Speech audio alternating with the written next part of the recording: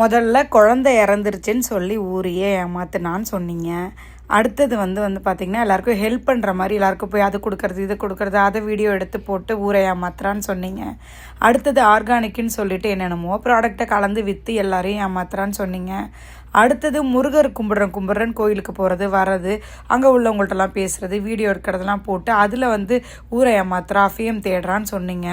அடுத்தது ப்ராடக்ட் விற்கலான்னு சொல்லி ப்ராடக்ட் எல்லாம் விற்கிறத பற்றிலாம் போட்டு அந்த ரிவ்யூஸ் எல்லாம் எடுத்து போட்டால் கஸ்டமருக்கு யாருக்கோ இல்லை கஸ்டமர் இல்லை அவங்களுக்கு வந்து பணம் கொடுத்து அவங்கள பேச வச்சு வீடியோ போடுறான்னு சொன்னீங்க. அடுத்தது ஃப்ரெண்ட்ஸோடலாம் வீடியோ போட்டால் இது எத்தனை நாளைக்கு நீடிக்க போகுது, இது எத்தனை நாளைக்கு இப்படி இருக்க போகுது அப்படின்னு சொன்னீங்க. என் குழந்தைங்களோட என் பசங்களோட வீடியோஸ் எல்லாம் பார்த்தா உடனே இந்த குழந்தைய வாழ்க்கையை ஏன் இப்படி கெடுக்கிற, இந்த குழந்தைங்க சீக்கிரம் செத்துரும், இந்த குழந்தைங்களையும் ஒன்றை மாதிரியே திமிரா வளர்க்காத அப்படி இப்படின்னு என்னென்னமோ சொன்னீங்க.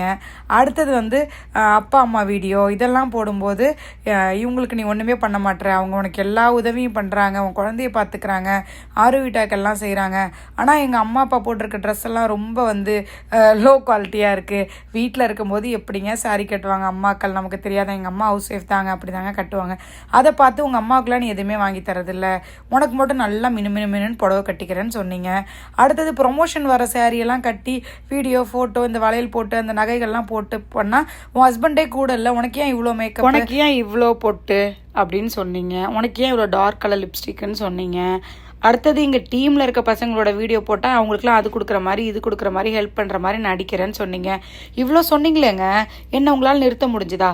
ஒரு வீடியோ 2 வீடியோ போட்ட என்ன 10 வீடியோ போட வச்சிங்க. பிஸ்னஸை இந்த அளவுக்கு ஆக்கினது நீங்கள் தான். அதனால் நெகட்டிவ் பீப்புள்ஸ்க்கு நெகட்டிவாக கமெண்ட் பண்ணவங்களுக்கு ஒரு தேங்க்ஸ்.